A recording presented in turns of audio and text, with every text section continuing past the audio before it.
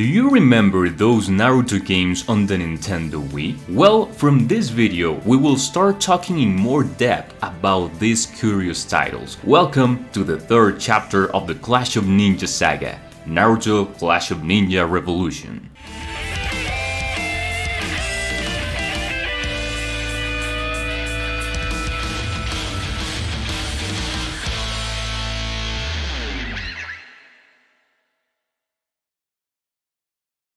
We continue with this series of games. As many have already anticipated, the games in GameCube did not culminate in the Clash of Ninja 2. This series would continue until the fourth title, more officially called the Gekito Ninja Taisen. These games were released only in Japan and covered from the end of the Chunin exams until Sasuke left the village. But we will stick to the games officially released on this side of the world, first because they are much easier to digest when it's time to record them for me as a creator, and they don't offer much more in matter of progress in the story compared to what we are about to see with the Revolution. Help me reach a goal of 50 likes, no more nor less. That way you can show me your support for this series to continue making more related content.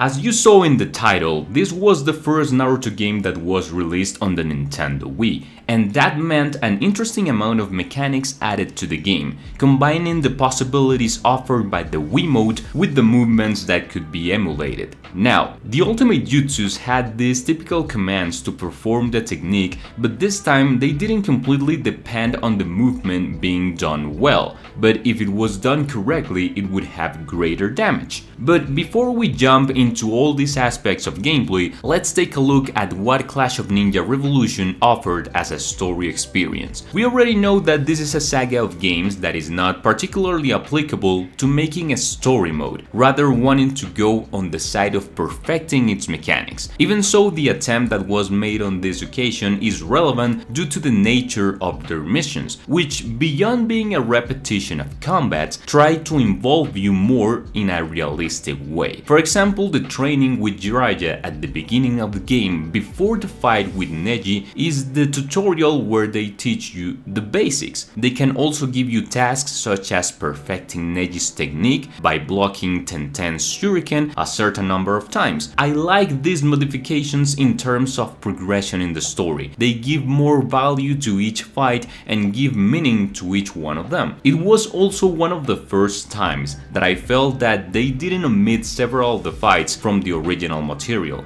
staying more faithful than ever. I still don't understand in any way some narrative decisions like making Hiruzen's fight against Orochimaru just a dialogue. It gave me a little anticlimactic feeling since at this moment they had the resources to make a scene and a worthy fight on the screen to represent this climax. It's not a big deal, but I wanted to highlight that. The game leads us to the Tsunade Search arc with Orochimaru as the final opponent, using Jiraiya and Tsunade simultaneously.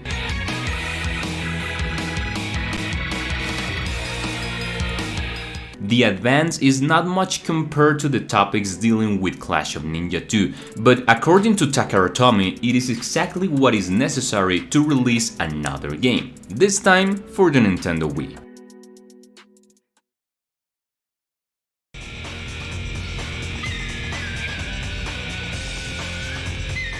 The gameplay. I'm surprised how significant the changes were in the installment compared to the game we reviewed in the previous chapter. The fluidity of the combos was slightly more notable.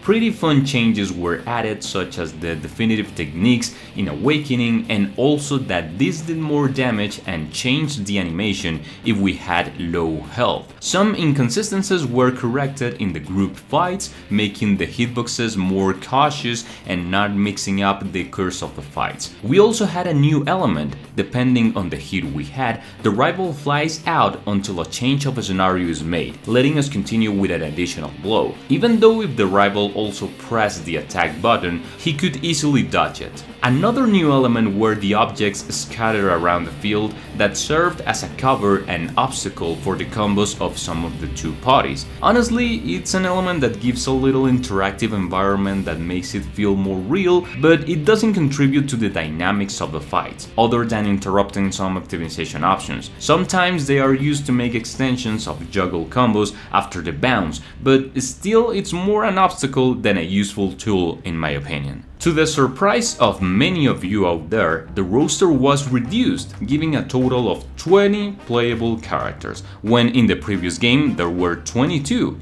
This time discarding the participation of Akamaru and the Crow, which to be honest I didn't consider them to be very relevant beyond being able to have a laugh with your friends. Iruka would also not be present in the game, neither Sabusa or Haku. I wonder why they discarded characters who were already programmed and could make the gameplay more varied. Still, a new inclusion was made: Temari, Itachi, Kisame, and Tsunade, so it's not that bad.